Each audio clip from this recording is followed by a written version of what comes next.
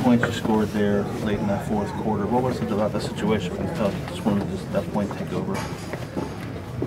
Further out you go. That's what the game called for. There's nothing that you really need to say or change the perspective. I always try to be aggressive. It's just a matter of making shots.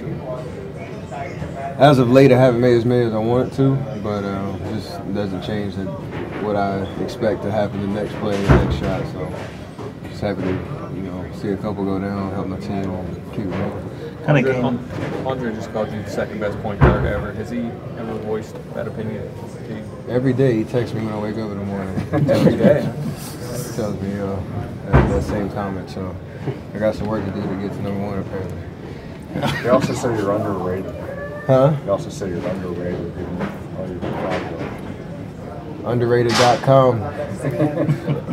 Check out the tour. That's why they had one in embraced Philly it. They got a Philly today and tomorrow, so I'm trying to share that with the world for sure. Underratedtour.com. Sorry. Do you think legacy at all? No.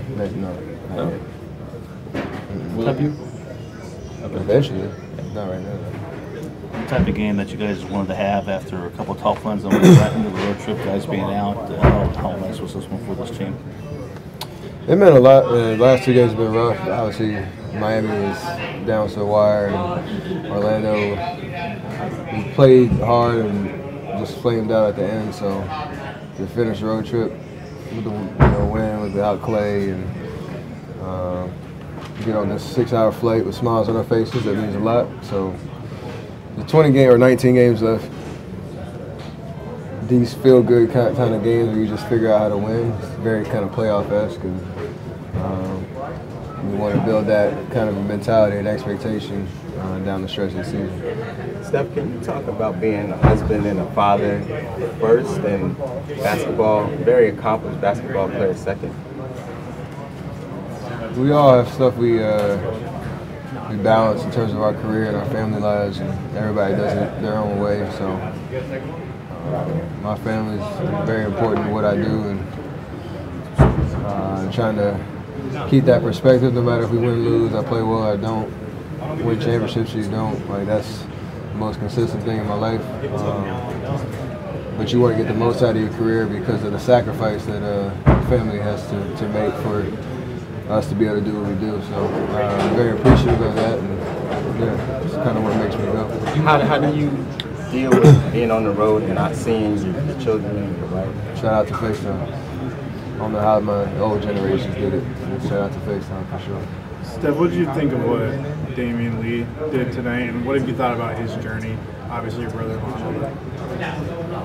I think it's no coincidence we're here in Philly where his Drexel days started, and I think he went to the gym. We watched their game this afternoon. I watched a little bit of it and got some feel goods.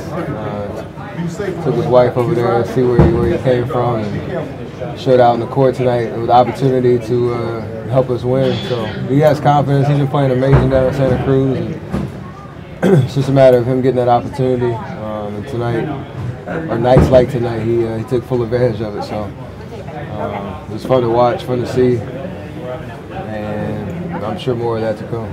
Steph, I think you coined the term aggressive mistakes. Damian Lee, like, as long as he's aggressive, he's okay with mistakes. How do you see that perspective helping him on the court?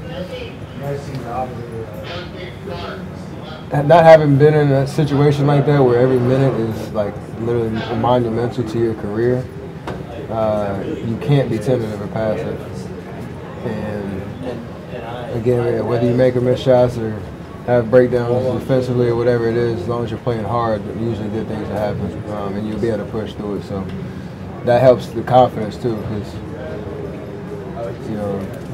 the way he played tonight, obviously every time you touch the ball is a big moment for him, and he took advantage of it. So you can't be wishy-washy at all when you're out there in short spurts, short minutes, and not really knowing when your number's going to be called. You mentioned not making many shots you wanted to maybe in the last month or so. Why do you think that is? And is any part of it, trying to integrate DeMarcus and deal with that at the point? No, I just missed a shot. It happens. I've set the bar really high and for myself, and I try to live up to it. So, in the grand scheme of things, again, try not to lose confidence in myself and keep my work ethic up and figure it out. But at the end of the day, I feed off teammates' energy and just being aggressive out there and living with the results either way. Steph, do you pay attention? Do you guys pay attention to the things happening in the East, like Paul Gasol may go to Milwaukee, those are 4 teams that really, did a lot of trade, to get more better players for their roster. Do you guys pay attention, any attention to them? I mean, we all know what's going on in the league, but that's kind of where it ends, unless we're playing against them or whatnot. Last one for Steph. We have a lot of work to do to worry about who comes out of the East in June. So I mean, we all get our updates and alerts and know what happens in the league as competitors, but that's probably where it ends. That's it for Steph. Thanks to your right, Steph.